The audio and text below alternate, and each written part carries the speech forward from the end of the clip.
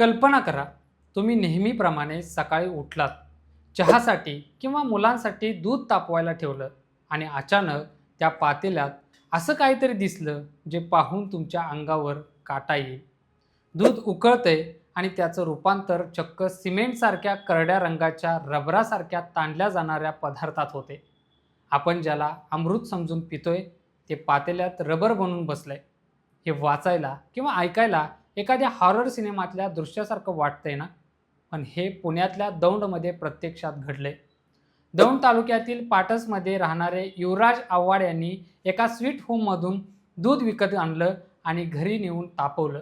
तेव्हा त्यांच्यासमोर जे आलं ते केवळ धक्कादायक नव्हतं, तर ते आपल्या सर्वांच्या अस्तित्वावर उभं राहिलेला एक खूप मोठा प्रश्न होतं. पुढच्या 10 मिनिटात आपण जो विचार करणार आहोत तो तुमच्या किचनमध्ये शिरलेल्या एका भीषण संकटाबद्दल आहे. हे संकट केवळ एका पिशवीपुरतं किंवा एका शहरापुरतं मर्यादित नाही आहे. ही साखळी कुठंपर्यंत गेली आहे आणि आपण कळत नकळत आपल्या मुलांच्या ताटात काय वाढतोय याचा विचार करायला लावणारी ही घटना आहे. नमस्कार, मी सुनील आणि तुम्ही पाहताय या बोलूया. दौंडच्या त्या घटनेचा जो व्हिडिओ व्हायरल झालाय ना, तो नीट पाहिला तर एक गोष्ट लक्षात येते, ते दूध फाटलेलं नाही आहे. आपण घरी दूध फाटल्यावर त्याचं पनीर किंवा छन्ना बनताना पाहतो ते नैसर्गिक आहे. पण इथे जे तयार झाले ते चमच्याने उचलल्यावर रबरासारखं ताणलं जाते. लोकांनी त्याला सिमेंट दूध किंवा रबर दूध असं नाव दिले. पण शास्त्रीय भाषेत हे रबर किंवा सिमेंट नाही आहे, तर हे एक भयानक रासायनिक मिश्रण आहे. दौंडमध्ये जी घटना घडली तशीच काही दिवसांपूर्वी धुळ्यातही घडली होती. तिथेही दूध उकळताच त्याचं रबर झालं. अगदी पोरबंदरमध्येही असंच काहीसं समोर आलं होतं. या सगळ्या घटनांमध्ये एक कॉमन गोष्ट आहे, सिंथेटिक घटक. जेव्हा आपण दूध तापवतो तेव्हा त्यातली प्रथिनं, ज्याला आपण केसिन म्हणतो, ती उष्णतेमुळे आपली रचना बदलतात. जर दूध शुद्ध असेल तर त्यावर छान साय येते. पण जर त्या दुधात स्टार्च, डिटर्जंट आणि वनस्पती तेल मोठ्या प्रमाणात असेल तर उष्णता मिळाल्यावर त्याची केमिस्ट्री पूर्णपणे बदलते. स्टार्च पाण्याचे रेणू शोषून घेतो आणि फुगतो, ज्याला जेलॅटिनायझेशन म्हणतात. यामुळे ते दूध रबरासारखं किंवा सिमेंटसारखं कडक होतं. दौंडमध्ये नेमकं हेच घडलं असण्याची दाट शक्यता आहे. विचार करा, जर हे दूध त्या ग्राहकाने तापवलं नसतं आणि तसंच प्यायलं असतं तर काय झालं असतं? हे समजून घेण्यासाठी आपल्याला थोडं मागे जावं लागेल. फेब्रुवारी 2026 मधली एक घटना आठवते. भेसळयुक्त दुधामुळे किडनी फेल होऊन एकाच वेळी 4 जणांचा मृत्यू झाला होता आणि 12 जण मृत्यूशी झुंज देत होते. हे सगळे लोक 65 वर्षाच्या पुढचे होते. तपास केल्यावर कळलं की ते सगळे एकाच विक्रेत्याकडून दूध घेत होते. दूध हे आपल्या शरीरासाठी पोषक असतं, पण जेव्हा त्यात युरिया, डिटर्जंट आणि कॉस्टिक सोडा मिसळला जातो तेव्हा ते शरीरासाठी स्लो पॉयझन बनतं. भेसळ करणारे लोक हे का करतात? साध्या गणिताचा भाग आहे. 300 लिटर शुद्ध दुधात रसायने मिसळून चक्क 1800 लिटर दूध तयार केलं जातं. हा केवळ नफ्याचा धंदा नाही आहे, तर ही मानवी जीवाशी चाललेली क्रूर थट्टा आहे. गुजरातच्या साबरकांठा जिल्ह्यात अशाच एका कारखान्यावर धाड टाकली होती. तेव्हा तिथे जे मिळालं ते पाहून पोलिसही चक्रावून गेले. तिथे रिफाईंड पाम तेल, युरिया खत, डिटर्जंट पावडर आणि कॉस्टिक सोड्याचा वापर करून दूध बनवलं जात होतं. हे दूध पिशव्यामध्ये भरून तुमच्या आमच्या घरात पोहोचतं. आपण अनेकदा पाहतो की दुधाला दाटपणा येण्यासाठी त्यात स्टार्च किंवा माल्टोडेक्स्ट्रीन मिसळलं जातं. या पदार्थामुळे दूध घट्ट दिसतं, पण ते पचायला अत्यंत जड असतं. लहान मुलांमध्ये पोटदुखी आणि अतिसाराच्या तक्रारी का वाढतायत? लुधियानामध्ये एक घटना घडली होती, जिथे हे रबरासारखं दूध प्यायल्यामुळे घरातल्या लहान मुलांच्या पोटात भयंकर वेदना सुरू झाल्या होत्या. डिटर्जंटचा वापर का केला जातो? कारण पाणी आणि तेल एकत्र मिसळावं आणि दुधाला छान फेस यावा. हे डिटर्जंट आपल्या आतड्यांच्या नाजूक अस्तरांना अक्षरशः जाळून टाकू शकतं. आता तुम्ही म्हणाल की सरकार काय करते? महाराष्ट्र सरकारने अलीकडेच एक मोठा निर्णय घेतलाय. दूध आणि अन्नात भेसळ करणाऱ्यांना आता जन्मठेपेची शिक्षा देण्याचा प्रस्ताव मंत्रिमंडळाने मंजूर केला आहे. ही भीती असणं गरजेचं आहे.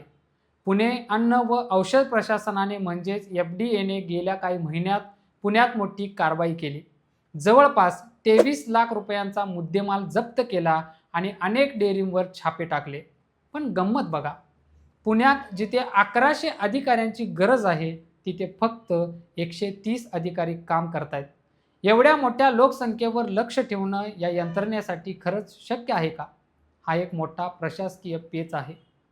अजून एक नवीन धोका आपल्यासमोर आलाय, तो म्हणजे डार्क स्टोअर्सचा. आजकाल आपण ब्लिंकिट, झेप्टो किंवा स्विगीवरून 10 मिनिटात दूध मागवतो. पण हे दूध जिथे साठवलं जातं त्या डार्क स्टोअर्समध्ये फ्रीजिंगची सोय योग्य आहे का? पुण्याच्या पिंपळे गुरव भागात अशाच एका स्टोअरची तपासणी झाली, तेव्हा तिथे मुदत संपलेले पदार्थ विकले जात असल्याचं रेकॉर्डवरून सिद्ध झालं. विचार करा, आपण सोयीसाठी या ॲप्सवर अवलंबून राहतोय, पण तिथे सुरक्षेचे नियम पाळले जातात की नाही हे पाहणारं कुणीच नाही आहे. दुधासोबतच आता पनीर आणि चीजचा विषयही तितकाच गंभीर झाला आहे. तुम्ही हॉटेलमध्ये पनीर टिक्का किंवा चीज पिझ्झा ऑर्डर करता, तेव्हा तुम्ही खरंच चीज खाताय की चीज ॲनालॉग नावाचं काहीतरी वेगळंच रसायन खाताय? चीज ॲनालॉग म्हणजे असं पदार्थ जो दिसायला चीजसारखा असतो, पण तो दुधापासून बनवलेला नसतो. तो वनस्पती तेल आणि स्टार्चपासून बनवलेला असतो. FDA आता हॉटेल्सना बंधनकारक केले की त्यांनी मेनू कार्डवर स्पष्ट लिहावं की ते शुद्ध चीज वापरतायत की ॲनालॉग. पण किती हॉटेल्स हे पाळतात? खूप कमी. आपण ग्राहक म्हणून काय करू शकतो? आपण पूर्णपणे यंत्रणेवर अवलंबून राहू शकत नाही. काही साध्या चाचण्या आपण घरी करू शकतो. तुमच्या दुधात स्टार्च आहे की नाही हे पाहण्यासाठी दूध तापवून थंड करा आणि त्यात आयोडीनचे 2 थेंब टाका. जर रंग निळा झाला तर समजा त्यात स्टार्च आहे. दुधात डिटर्जंट आहे की नाही हे पाहण्यासाठी थोडं दूध आणि पाणी बाटलीत भरून हलवून पहा. जर खूप फेस आला आणि तो बराच वेळ राहिला तर त्यात डिटर्जंट असण्याची शक्यता जास्त आहे. पण प्रश्न हा उरतो, आपल्याला प्रत्येक वेळी घरी लॅबोरेटरी उघडावी लागणार आहे का? दूध ही एक जीवनावश्यक गोष्ट आहे. एक मध्यमवर्गीय माणूस आपल्या कुटुंबाच्या पोषणासाठी कमावलेल्या पैशातून दूध विकत घेतो. जेव्हा त्या दुधाचं रूपांतर सिमेंटमध्ये होतं, तेव्हा केवळ त्या ग्राहकाचा विश्वास तुटत नाही, तर संपूर्ण समाजाची आरोग्य व्यवस्था धोक्यात येते. दौंडची ही घटना केवळ एक व्हिडिओ नाही आहे, तो एक इशारा आहे. हा इशारा सरकारसाठी आहे, प्रशासनासाठी आहे आणि आपल्यासारख्या सामान्यांसाठी सुद्धा आहे. आपण ब्रँडेड दूध घेतोय म्हणजे आपण सुरक्षित आहोत असा गैरसमज करून घेऊ नका, कारण साखळी कुठेही तुटू शकते. भेसळ ही आता केवळ पाण्याची उरलेली नाही आहे, ती रसायनांची झाली आहे आणि ही रसायने थेट आपल्या किडनीवर, यकृतावर आणि हृदयावर वार करतायत. आपल्याला विचार करावा लागेल की आपण विकासाच्या बाता मारत असताना आपल्या अन्नाची मूळ शुद्धता कुठे हरवली आहे. जेव्हा शिक्षा कठोर होईल आणि तपासणी यंत्रणा प्रामाणिकपणे प्रत्येक गल्लीबोळात पोहोचेल, तेव्हाच या सिमेंट दुधापासून आपल्याला सुटका मिळेल. तोपर्यंत सजग राहण्याशिवाय आपल्याकडे दुसरा पर्याय नाही. कारण ही चर्चा इथे संपते आहे, पण हा विषय इथे संपत नाही. तुम्हाला वाटत असेल की अशा घटनांचा अर्थ समजून घेणं गरजेचं आहे, तर हा व्हिडिओ लाईक करा आणि इतरांपर्यंत नक्की पोचवा. तुमचं मत, तुमचा अनुभव, तुमचा दृष्टिकोन कमेंट्समध्ये नक्की सांगा आणि अशाच वेगवेगळ्या विषयांवर बोलण्यासाठी चॅनलला सबस्क्राईब करा. आजच्या व्हिडिओत इतकंच. नवीन व्हिडिओत नवीन विषयासोबत पुन्हा भेटूया. या बोलूया.